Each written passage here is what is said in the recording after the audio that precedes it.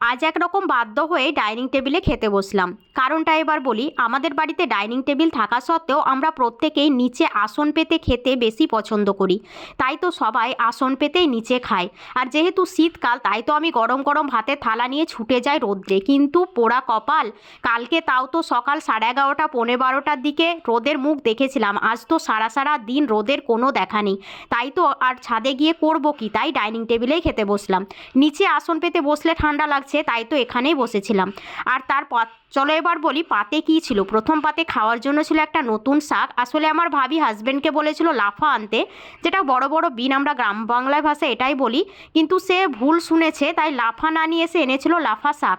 সেই শাকটায় রান্না করা হয়েছিল। আর আমাদের বাড়ির উঠোনে হওয়া করলা দিয়ে আলু ভাজা হয়েছিল, অর্থাৎ আলু দিয়ে করলা ভাজা। আর আমার ভাই কিনেছিল একটা ব্রিকেট মাছ, যেটার আঁশটা একটু কালো কালো টাইপের। অসম্ভব টেস্টি হয়েছিল, দুর্দান্ত খাওয়া দাওয়া হলো।